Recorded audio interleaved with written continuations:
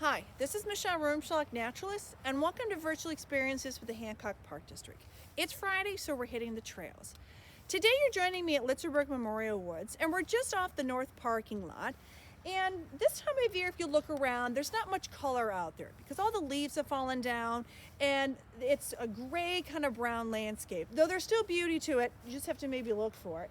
But there are a few brighter things that are still being seen, and that's some of the berries that I want to talk about today.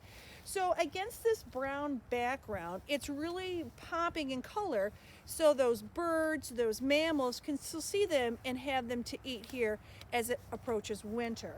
So the first one I want to talk about is viburnum. And so there's quite a few species of them. I'm not quite sure what this one is, but I know it's a viburnum for a couple of reasons. One, it has opposite arrangement. So if you've been watching our virtual experiences on Friday, you've heard me talk about this before. So it's opposite. The stems or the branches are opposite or paired with each other. So other ones would be maple, ash, dogwood, buckeye, and things like that. So that's what the viburnums are. And again, it's kind of a small bush. Think like a dogwood is what size you're going to see. And the fruits that are here are a drupe.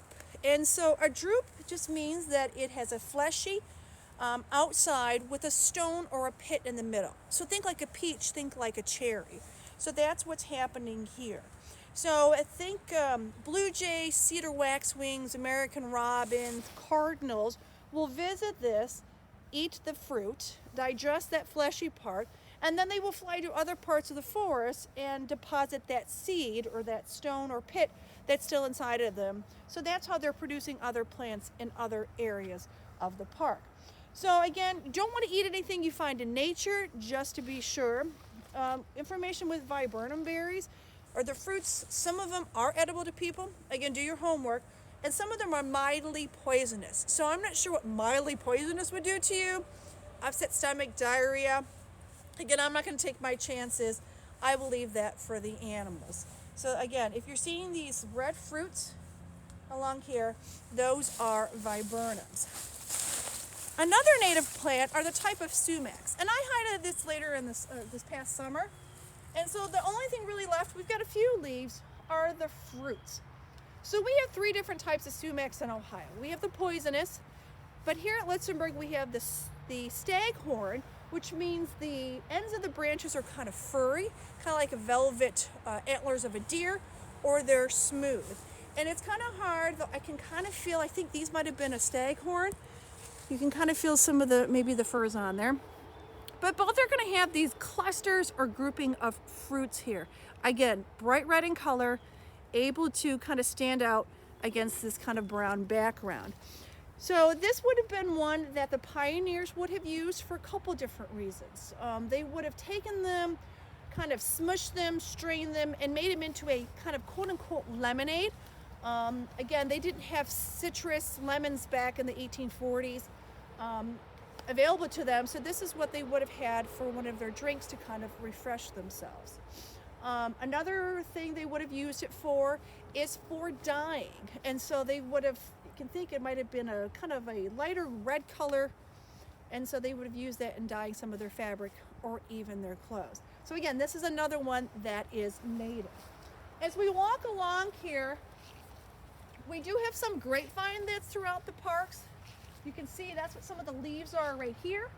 And I can't see any grapes here, but just further down along the parking lot, there are some, but they're all dried up. Again, still something that the animals could potentially eat. These purple berries, if you remember, we talked about is privet. That's an invasive exotic plant that we don't really like to have in the parks. We're removing it. And it's not really a beneficial fruit for the animals. They're not getting a lot of nutrition from it, but they will still eat it. And the last one are the different rose hips. So these are the fruits from the rose plants. And unfortunately, ones we're going to look at are multiflora rose. So again, this was a plant that was heavily planted back in probably the 1970s. But it's not so great now to really have around because it's invasive. Again, it's not native. And you can see though all of these fruits along here, and we call them hips. So they're fleshy. You see the bright red color. Now, native roses are going to have the larger rose hips. So they're going to be kind of like a pea in size, maybe a small blueberry in shape. They vary from anywhere to be red or orange in color, because they wouldn't have had multiflora rose probably back in the 1840s when the McInneses were here. So what they would have done is process these hips. Again, they're fleshy, and they would have made a tea. They would have made them into jellies, into syrups. These are very high in vitamin C. As I just mentioned, they wouldn't have had lemons or oranges or other citrus around to be able to get that into their system. So rose hips was a way to do that. So if you're wondering what kind of rose bushes you have in your yard or your meadow or wood area, now's a great time to go look at them. So you know if you've got small rose hips, it's probably something non-native. If it's larger, it's going to be a native rose that you have. So again, get out, enjoy the parks, just kind of dress for the weather. So yeah, lots of raspberry plants behind me kind of getting a hold. So again, stay out of the woods and enjoy the fruit that way. So just a reminder, join us on Monday at 1 o'clock for our discovery stories. Thanks for joining me and have a great day.